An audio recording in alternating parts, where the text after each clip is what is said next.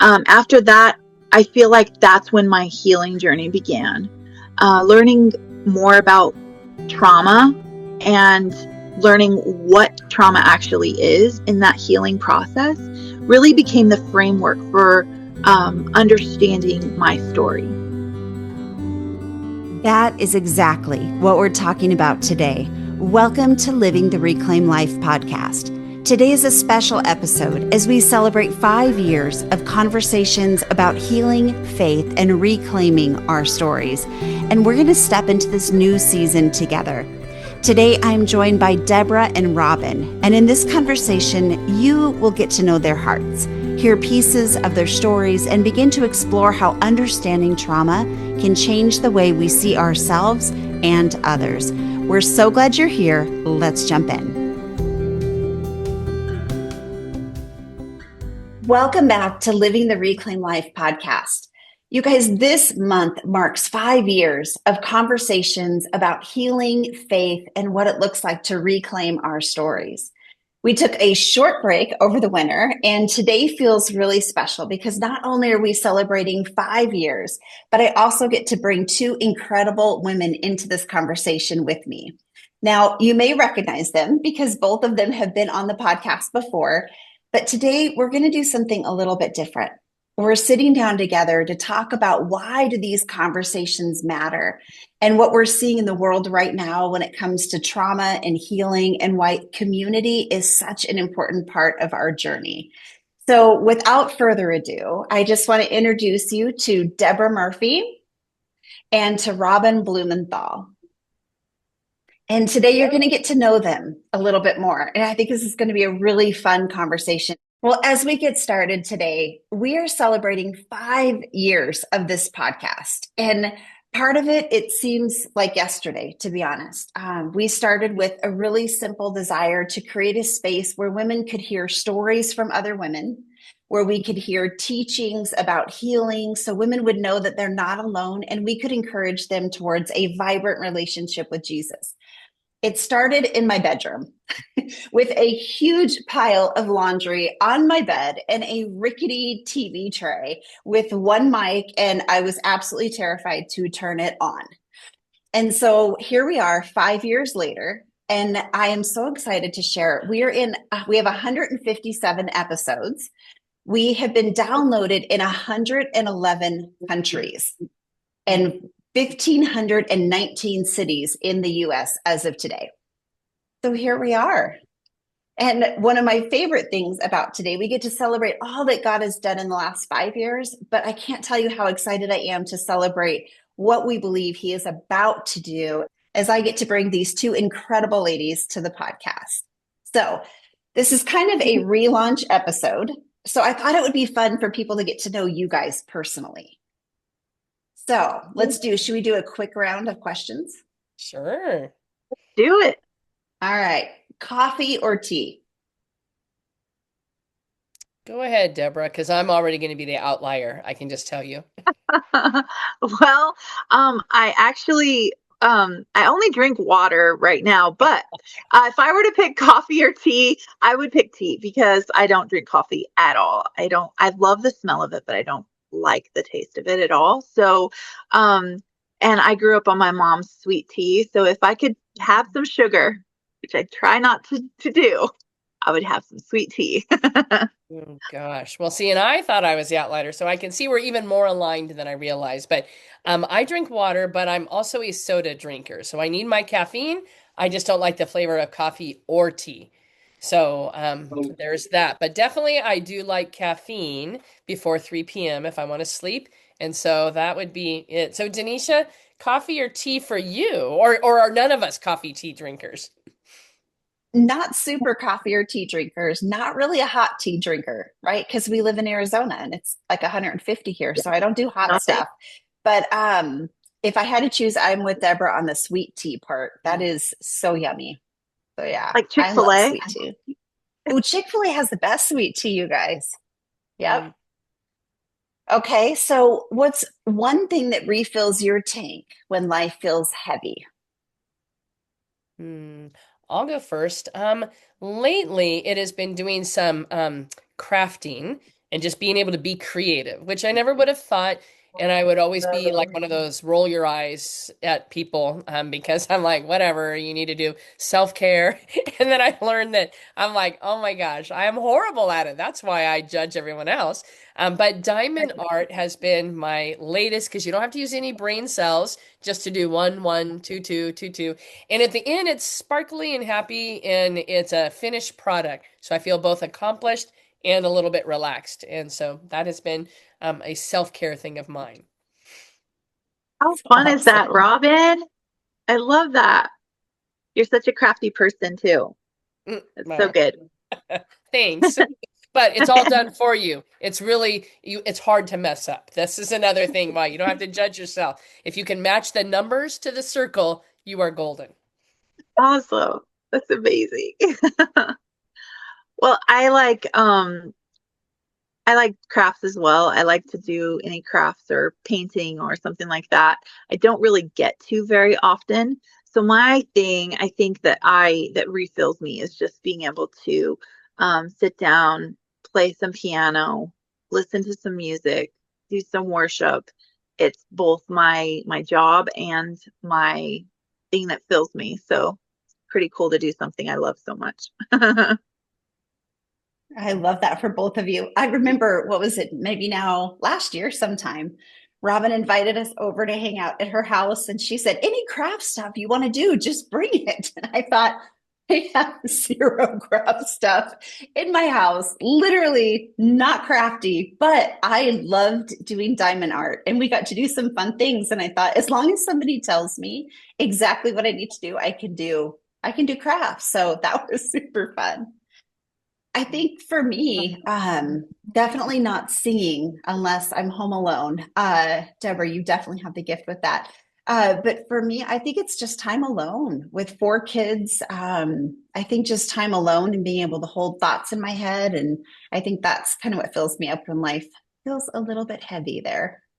So And it's hard as a woman, crafty. right, to take time alone. Because the minute you're alone, you're like, I should use this time to do the laundry or the dishes or whatever. And, so I think good job. Good job trying to take some alone time, Denisha. You can be my I'm telling hero. you, it might be few and far between, but I really love that.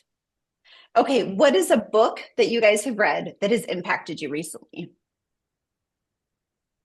I'll Hmm. go first. I most recently have read a book called Reconnect by Carlos Whitaker, and he was the guest speaker at our church. And I finally got through that book. I had purchased it. He also did an amazing documentary on YouTube that really talks about reconnecting and disconnecting from life as we know it, taking time for ourselves. And oh my goodness, if you need a good book, go out and get that one. It's a great one. Yes, I read that. It's a very good book. For me, I think Denisha, you might have recommended this one to me. Falling Upward by Richard Rohr, I think, No, is I it's didn't. spirituality for the two halves of life. So it's about like your beginning, what you're trying to discover in the first half of your life. So I will not, clearly you can tell I always tell people I am more than half dead. So whatever age God's going to call me home, I can tell you I will not probably live to be 120. So I'm definitely on the second half of life.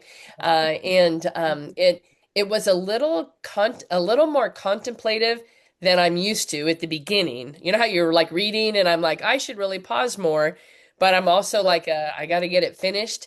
And so, but I understood what he was saying. But then the second half, it was really about what is the work that our spirit needs to do in the second half of life, and just the view we have of the world and of people and of ourselves. And I thought, oh, this is a book I'm going to need to return to. So there was definitely some things I took out of it, but one of those things that probably need to digest even more. But it was very inspiring and a little bit different than my usual read. That sounds awesome. Don't you love those books when you go, I need to go back and reread this later? Yes. Those are always those Yes. in-season books. Yeah. Hmm. For me, What I about think you, it Denisha? was, I just read, it's like this big, you guys. It was 20 hours on audiobook. And it was one of those that after listening to the audiobook, I had to go read and get the book itself and underline and highlight. But it was Mel Robbins' the Let Them theory. And that Love is such that is my, like, I need to do it again next year, like 20 hours. We got to hold this out so I can do this. But with such a tendency to people please, it was so freeing to just be able to say, it's okay if they get upset, or it's okay if you do this and they wanted you to do that, and let them. So if I, people pleasing is a thing, I highly recommend that book. I think it's been fabulous. So very, very long, but very worth it. And I So think in that book too, I loved about it is we get so stuck in wanting to control what even like our kids, right? Like if they would just make these better choices. And what I enjoyed that book as well. And it does fit a lot with that second half of life, I think, too, because you can't really get to that piece. But what I really loved about it for me is I felt like it was saying that I can imagine God in heaven, right? If so many times God would probably be like, oh, Robin, if you would just make this choice, it would be better for you. If you would just use this gift the way I imagined you would be using it or whatever, and instead, like God allows us, like kind of right, let them, right? He lets us choose the path that he guides for us, because otherwise we would be marionettes or robots. And there's times when I would like that for my children, right? If you would just make this wise choice, we'd all be happier. But the let them theory really was about how do I give them space to let God and their own emerging self do it, but still not just, God doesn't, I don't think, say to us, like, well, I tried to warn you. Like, I don't see in heaven he would do that all day, like, oh my gosh, Robin, here we go again, right? How, like, I wouldn't want to follow a God that's like that. And instead, God's like, come back to me. And I think that let them help me to see raising teenagers, especially, in a different light, and just the people I work with and everything. So I love that book too. I'm glad you got to read it.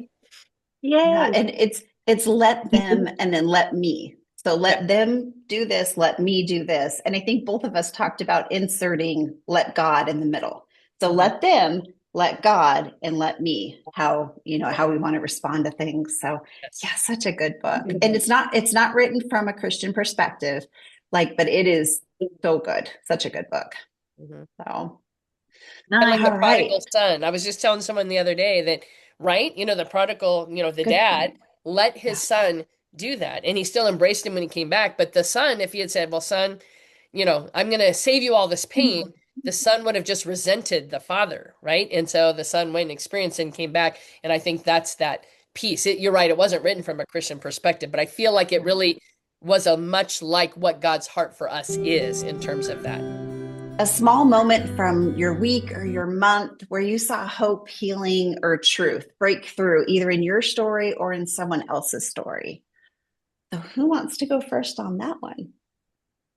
I'll go first.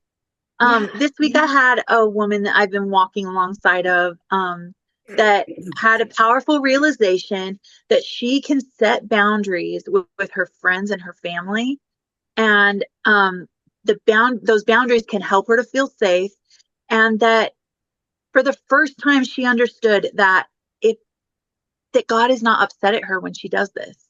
It was Mm, such a great moment, and then we went further and just walked through that actually God desires this for us.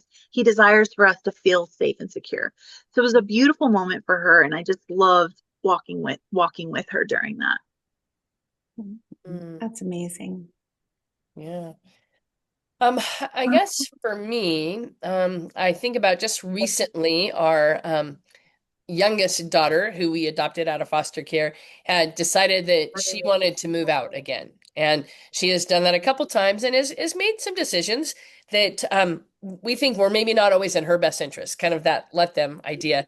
And she was like, I'm, going to be 22 and I'm going to do what I want. And I got to make my decisions. And as we led her like with open hands, right?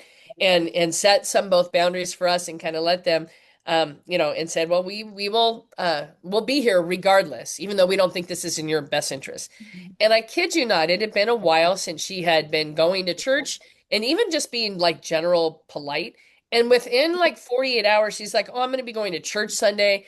And is there something I can do to help you guys?" And we're like, "When you lived in our home, you don't like that entitlement." And then and now that we gave you the freedom that you desired, but you looked back and saw that anchor and that support, and we kind of just felt like she grew like a big jump by making that choice and knowing that we were still here for her even if we didn't support it. And we kind of just felt like there was a part of her younger self that was reclaimed in that, right? That she knows that we're her parents who love her, even that we did the thing that we're like, I don't think this is really going to go well for you. And then suddenly we're like, who is this mostly helpful, kind? I'm going to try church again.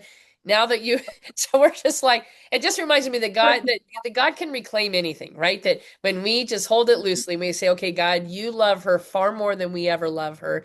You love this woman far more than, right? All of that, we hand it to God and how he can continue reclaiming stories and lives. And so that we're still in process with that. But it was just a reminder that regardless of what we think we can control, the real reclaimer is God and what he does in our lives. Amen. Amen. Oh, I love hearing that story. That's so cool. How about you, I Denisha? think I think about probably about 2 weeks ago, I think it was, a gal called us who was just going through a really hard time. And she got our email and then we ended up touching base over the phone. And as she was sharing her story, I kept kind of probing a little bit deeper, asking more questions. And then at the end, she said, "This is the first time that I've never felt ashamed of my story." Mm, And I thought, man, yes, that's a safe place, and we're actually able to help her get some counseling too. So I thought that was really just one of those moments that I'm like, that's the beginning of reclaiming. God's rescuing her and showing her that there is a safe place for him to begin the restoration process. So it was just encouraging, as we're just having a conversation. She emailed, she was referred to us, and then I got to talk to her, and it's just really neat at the end. This is the first time I don't feel ashamed of my story. Like, this is, here I am, and you're okay with it. And so it was just a neat moment there. mm. I'm glad you could be there for her, both of you, for your friends. Yeah, it's so Awesome. fun. And for your daughter, amazing. Mm. Hmm. Deborah, many people know you as a worship leader and a ministry leader, but your story is also one that has a big healing component to it. Would you share a little bit with us about your journey and what led you to pursue trauma-informed care? Yes, I'd love to. My story kind of starts out as this. I grew up in a Christian home. I always wanted to do things the right way. After high school, I married someone that I had met during those years. Not long after that, after getting married to him, the relationship became abusive. And I stayed in that relationship for 12 years, believing God that he was going to heal and restore and bring back what was broken. Eventually, I had a couple kids, and um, the abuse really began to affect me. Finally, I made the difficult decision to leave. I found myself in a single mom situation, carrying a lot of the weight of everything that I had endured. And then after that, I feel like that's when my healing journey began. Learning more about trauma and learning what trauma actually is in that healing process really became the framework for understanding my story. And then after that, that is what helped to reconnect me, like to my body, to recognize my needs, to begin to heal in ways that I hadn't really thought was possible. And then one of the very first people actually that helped me understand that was actually Robin. So actually, Robin was one of those people who really got me into understanding trauma for the very first time and knowing more about what it was. And it was with the Arizona Trauma Informed Faith community that you do so much with, Robin, and you've started. And it's such a beautiful work. And I can't thank you enough for just like allowing me to be part of that legacy that you've left for that. But understanding what trauma is and understanding how it affects other people was truly life changing for me. And I'm just so grateful to have the understanding and knowledge now that I do and being a part of that legacy. So, yeah, Mm. We wouldn't be here in a whole lot of ways if it wasn't for true. you there, friend. Oh So my gosh. true.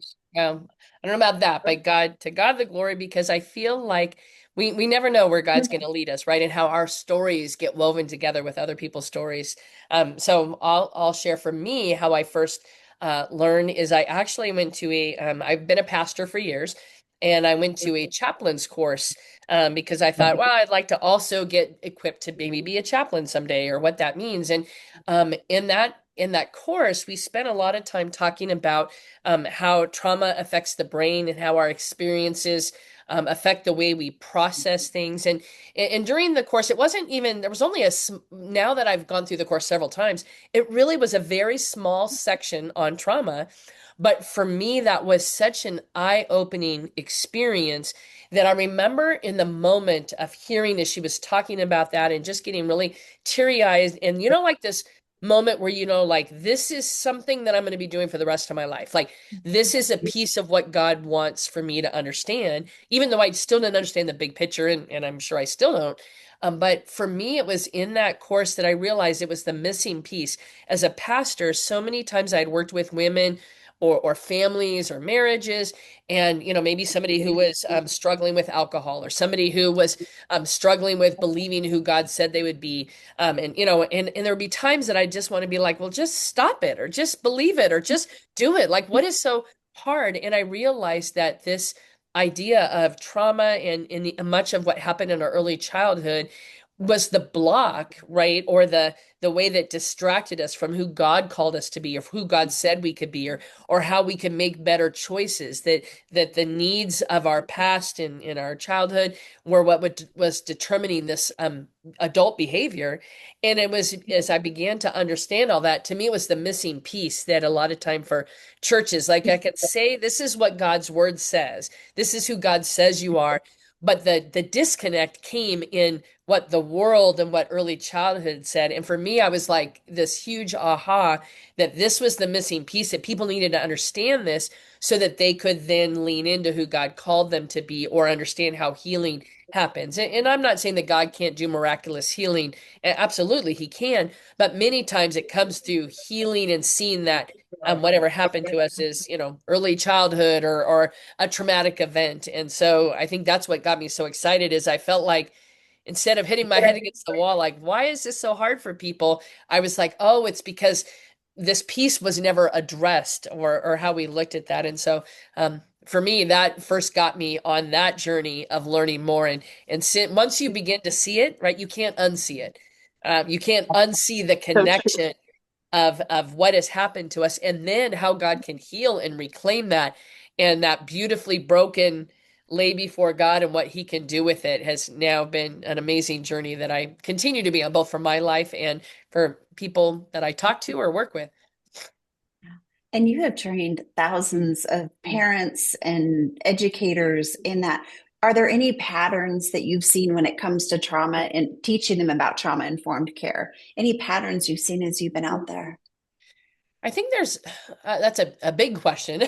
So Yeah. yes, I think one of the things that I would say in this particular episode is that when we can begin to look at somebody through the eyes of the journey they've walked, right? That empathy, to be able to say, what must it be like to see the world from your eyes, or to walk the journey you've walked?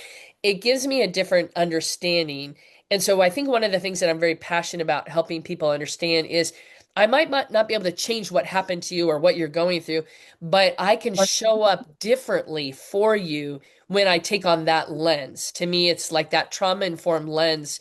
It allows me to look at what you're doing, what you're saying differently than my normal human lens. I often tell people, like, I have these computer glasses on that makes you guys nice and crystal clear right now. But when we finish this episode, I will invariably, as always, I will forget, and I'll start walking around and I'll think, why is the world so blurry? And it's because I haven't changed that lens. And I think that the pattern I see is that many people look at each other and activities through the lens they have. That's the only lens they have, right? Because it's how their childhood was or what they've been taught. And when we begin to change out that lens, it just changes how we show up for other people, even our own selves. When I look at that and go, why am I like this? Or why am I so stressed? Or why am I not as patient or whatever? And if I can take, it's that little bit of that having grace for ourselves, like, oh, it's been a rough week. Like, this makes that compassion and showing up differently, I think, is a pattern that most of us, it's a very purposeful change that's hard to make. But if you can begin to make that, it does really change everything. Mhm. So true. So well said. Deborah, what are your thoughts?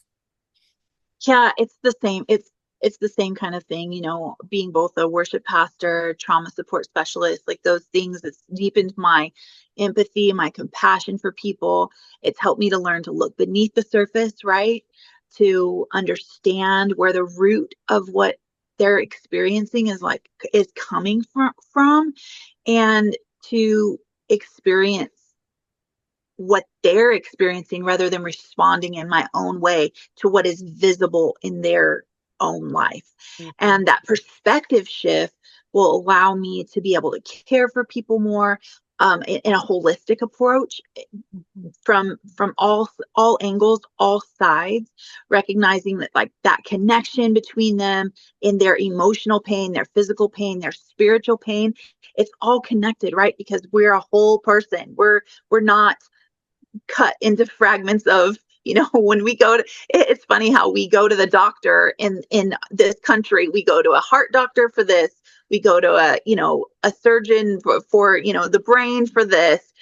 But we are one holistic person, and so we have to approach it from a different lens, like what Robin was saying, and say, okay, so from that space, I'm going to come and I'm going to try to help this person. And doing that helps me to create a space for them that is, that they are able to feel more seen, more loved, more understood, more safe, which opens the door for them to genuinely see God for who he is, and connect with God in that way. So that's that's where I come from, is similar, very similar to what Robin was saying. What a great point you made too about when they're seen and when they're known, that creates such a safe place for them, which, boy, we can't have healing without that safety. And that just, yeah, that really struck me when you said that. Well, especially you think about the woman at the well, right? I mean, if Jesus had started off with, I don't know who you are to talk to me about this, or if you had only made better choices. I mean, she felt known and seen. She went and told everybody, meet this man, but she also felt loved, or she wouldn't have said, come and meet this man who told me. He wasn't just a fortune teller kind of guy or who could see the past or the present. She felt a connection with him, and it's because he saw all of her and started with where she had been. And yet, that whatever, we don't know the rest of the story, but God wouldn't have just left her like that, right? Because he desires to see the wholeness that he created us to live in. And so I just think the more I see Jesus through the lens of that, it understands why his ministry was so vastly different than the religious leaders of the time. And what did she do? Come and see. I forget the exact scripture. Come and she goes through the town where she was shamed, where they knew what she had done. Come and see the man that has told me everything that I've done. Like that brings tears to my eyes. Like, he knows everything. And she was like, you have to come and see this man. Not this man berated me or he shamed me or he was, come and see. You need to experience this too. When we've Mhm. experienced that love and that forgiveness of Christ, we can't help but go and share it with other people. It's So so true. amazing. So much with that. Mm. Yeah. So, last question before we talk about where we're going to head in the future. What is the difference between fixing someone and walking with them? This is a loaded question. Mm. Um, Go ahead, Robin. No, I was going to say, Deborah, go, go. You got it. This You're is listening. a hard one. This is a hard one, huh? Yeah. Well, I feel like fixing someone is more about control or like a quick solution, right? That whenever you're trying to fix it, you're trying to come up with something, quick and fast, and you're wanting in some ways to control that situation. So you're trying to fix it, you're trying to make it better. But walking with somebody really is not about stepping into that role as fixer or fixing it. It's just about your presence. It's about listening. It's about honoring, right? And being at the pace of wherever they are. It doesn't say that we have to go fast if we don't need to go fast. It doesn't say that we have to go slow if we it just really is about the pace that they're at and honoring their story. And so I believe truly whenever we can walk with somebody, that's when real healing happens. When we get out of that fixer mentality, stop the fixing, and we go into their journey and just go at their pace. And there's no instructions for that, by the way. It's just very much so shoot from the hip, which I love because that's I don't know. I'm that person, I guess you could say. But yeah, that's where I'm at with it. Mhm. I was thinking about the let them theory, Denisha. When you think about that, there's a lot of that tied in. So, probably one of the hardest parenting days of our entire life was with our adopted daughter, Angel, but it was about a month before her adoption. And she came home from school and she said, "That's it. I will never go back to that school. You can't make me. If you make me, I will run away." Now, there's so much that I know now, right? It was a month before the adoption. I'm thinking, hey, you should be excited. Like, I don't even understand right now the loss she's going through. Like, but in that moment, I'm thinking, oh my gosh, what do we do with this child who now wants to run away and doesn't want to go back to the school that she just chose, by the way? It's the first week of school. And you know how much transition she's been in. And I know that starting another new school and I'm processing. And I remember, like, literally just from God, we said to her, we will adopt you no matter where you live. And there was something in that moment to say that, like, we will walk with you, whatever that choice is. Like, we're not going to force you to make this choice, even though there was a part of me that's like, what?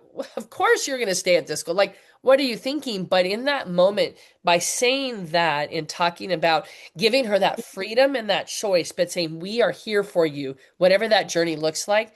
And I kid you not, it was a little bit longer conversation, but that was the gist of it. And as she stopped crying and sobbing, and she says, okay, fine, I'll stay at this school, but I won't like it. And I remember thinking, one, I can't believe that even worked, that we said that, but the trauma part of knowing why that worked is we said we will love you, right? Regardless of how hard you make your life, our love will always be here. And it was that power of presence, but giving her brain the freedom to make whatever it needed to make for her to get to a space where she then came back and said that. And equally to be if she had left and said, I'll come back because I don't know, I don't know what it looks like to adopt someone if they run away still too. But her knowing that our net is here, I think kind of shares a little bit of what you were asking, Denisha, right? That control, because when we try to control people, it like I said, I understand as I read things now, when we understand how trauma affects our brain and our story, it changes how we show up in somebody's life, right? And if we can show up and say, I see you, I know you, I love you, which is, I think, the same way God shows up in our life, but I'm still giving you freedom to make your choices, that's that powerful interchange something that begins to happen. And anyway, that was kind of just that occurred to me. Beautiful. I think that's the power of presence. I guess it could be an action, even when the story doesn't go the way we would think or would want it to go, or without pain, even. Hmm. So true. So good. Yeah. So good, Robin. Well, That those were as from you God. I don't want you to think I'm really that good that God just gave us those words. And in the end, I'm like, I can't really believe that worked. But I know why it worked because I know what right. God was doing when we just open ourselves up to like speak my words, God's words better Yeah. than, whatever knowledge I have, which is, tiny. There's a little Brene Brown video and that I personally love, and it's empathy versus sympathy. And the guy, there's this sad little, I forgot the animal that's downstairs, but it's like in this little pit and it's really sad and it's crying. And one guy's upstairs trying to go, you want a sandwich? He's trying to fix it. You want this? You want that? Well, hey, dude, just do this. And the other guy climbs down a ladder into the pit with the person or the little animal and just sits with them. And that's that power of presence that you mentioned. You just sat with her and said, okay, I'm not going to fix it, but we love you. That's amazing. That's a great, this is why you teach parenting classes, Robin. No, Yeah. I mean, maybe, but I think Serious. the funny thing is literally when we're at the end of ourselves, because she was bigger and stronger than us, and I know, like you're right, unless you handcuff someone, and put them into a gated, you're not going to be able to control it. And I think it's a weird sense of freedom when I know that I can't control, but it's like you have to get past yourself because you want to control, and that's where I keep going back to God. I mean, if anyone could control us and control us for our own good and make good things come out of it, it would be God. And yet, why would he choose to not do that? Because all of us, I think, would be like, well, I sure wish you would be doing that. And yet, if we were living that way, then we would be fighting it every step of the way, right? Because we'd be like, I don't want to choose Jesus, or I don't want to choose whatever it is. And God, I don't know, somehow in his infinite wisdom knows that that's the, unconditional love and still consequences and presence and handing it to you and letting you have control. And it's somehow it beautifully ties together. But in our minds, we would never have written it like that, right? Or at So least not true. time. So true. Not mine either. Yeah, definitely. Oh, this is so good, you guys. I think we could talk probably all day and just Love it. continue, just carry on. So we will have many, many more episodes Yeah. together, you guys. Thank you for sharing. And as we look in this next season, there's something that the three of us are really curious about. There's so many conversations that we want to have, but we want to hear from you guys. We want to hear what are some topics that you would like us to explore in the future about healing, about having that vibrant relationship with Jesus, about trauma informed care, healing from our past. What are some topics that you're like, I wish we could hear more about this? Would you email us? It comes right to us. So if you would email us at podcast@reclaimstory.com, we would love to sit and look through all of your thoughts and suggestions and plan some episodes around that and bring in professionals and bring in guests who can speak to those particular topics. And maybe that could be trauma informed faith, as Robin talked about, parenting through trauma, healing in community, how churches can become safer places for our stories, or even understanding the impact of our stories. There's a few ideas that we threw together, and I'll bet you have even more. So we want to give you what you want and be able to serve you in that way. So you guys, for today, we're gonna close, and it's gonna be really hard, but we're gonna come back, and we'll have bi-weekly episodes. So thank you for today, Robin and Deborah. Thank you for being here and for just joining us as we celebrate 5 years of living the reclaimed life. And if today's conversation encouraged you, we'd love for you to share this episode with a friend, and we'd love to hear from you. So you can email us anytime. We're real people, real women here in Tucson, Arizona. There's no bots, there's no secretaries. It is literally the three of us. So we'd love to hear from you. Again, podcast@reclaimstory.com. Any final thoughts, ladies? No, I just want everybody to know thank you so much for joining us. It's just a beautiful thing that you're even desiring to allow God to come into your journey and to help you out along the way. I'm just excited for whatever it is that God has for you. So thank you so much for coming in and listening and watching and being a part. We really appreciate you.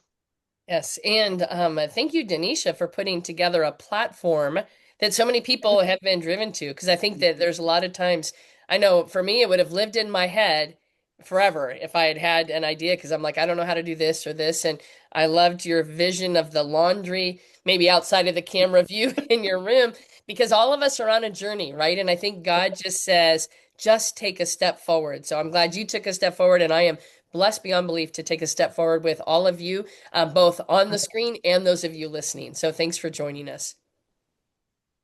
And Robin, yes, remember a couple of times you said it was all God. It was all God because I was real terrified. So All right, guys. Well, we will see you same time, same place in 2 weeks. Thanks for listening. I pray you found hope in today's conversation and maybe even feel a little less alone in your story. Stay connected with us on Facebook and Instagram at Reclaimed Story. Want to learn more about living a reclaimed life and how you can be a part of our growing community of reclaimers? Check out our website at www.reclaimedstory.com. And if you enjoy these inspirational podcasts, be sure to subscribe, rate, and review. Thanks for listening, and we'll see you next time.